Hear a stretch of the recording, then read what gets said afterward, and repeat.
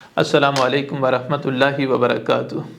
الحمدللہ والصلاۃ والسلام علی رسول اللہ اما بعد۔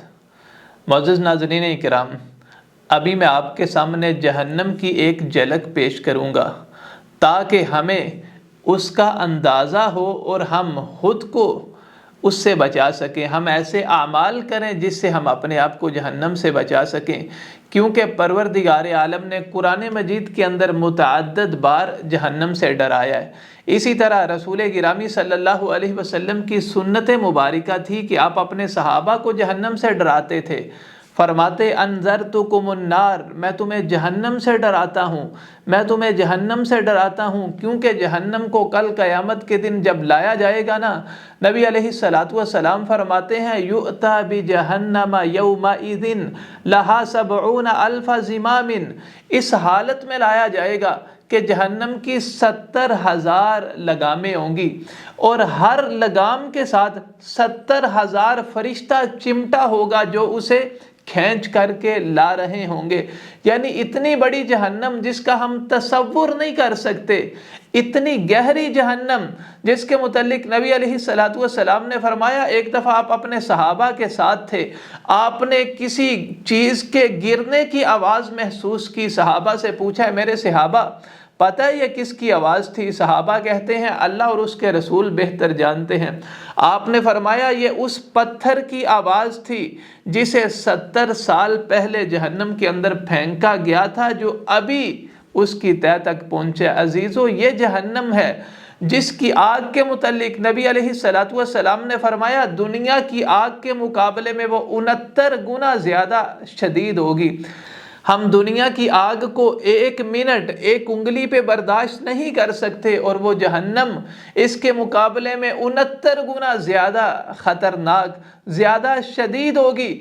اور یاد رکھیے جہنم کے اندر جن کفار کو ڈالا جائے گا ان کی جسامت کے متعلق نبی علیہ الصلوۃ والسلام نے فرمایا ان کی ایک جو داڑھ ہے نا احد پہاڑ کے برابر ہوگی، ایک داڑھ احد پہاڑ کے برابر۔ اسی طرح دو کندھوں کے درمیان فاصلہ آپ فرماتے ہیں اتنا ہوگا کہ جتنا 3 دن ایک سوار جتنا راستہ طے کرتا ہے نا، اتنی بڑی اللہ تعالیٰ ان کی جسامت بنائیں گے تاکہ انہیں زیادہ سے زیادہ عذاب چھکایا جائے، زیادہ سے زیادہ تکلیف کے اندر مبتلا کیا جائے۔ اور یاد رکھیے گا جب ایک دفعہ ان کی جلد جل جائے گی، سڑ جائے گی، یہ نہیں ہے کہ ختم ہو جائے گی۔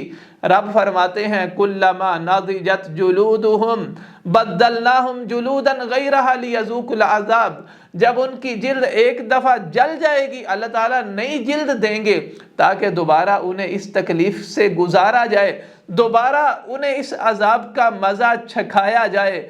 اسی طرح عزیزو، جہنم کے کھانے پینے، جہنم کے اندر جہنمیوں کو کھانے کے لیے کیا دیا جائے گا؟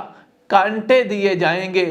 تو زقوم کھلایا جائے گا جو جہنم کا درخت ہے، اور اس کی کڑواہٹ کے متعلق آتا ہے کہ انسان برداشت نہیں کر سکتا، اتنا یہ کڑوا ہے۔ اس کے متعلق نبی علیہ الصلوۃ والسلام نے فرمایا اگر اس زقوم کا ایک قطرہ زمین پہ گر جائے نا، پوری زمین زہریلی ہو جائے گی۔ یعنی وہ اس قدر خطرناک، اتنا کڑوا جو جہنمیوں کو کھلایا جائے گا جس سے نہ ان کا پیٹ بھرے گا، نہ بھوک دور ہوگی۔ اسی طرح حمیم پلائی جائے گی، یعنی کھولتا ہوا وہ پانی، وہ پیپ، وہ خون جہنمیوں کا، یعنی جس جگہ سے گزرے گا نا انتڑیوں کو چیرتا ہوا چلا جائے گا۔ یہ ان کا کھانا پینا ہوگا، نہ پھر موت آئے گی، نہ وہاں سے نکالے جائیں گے۔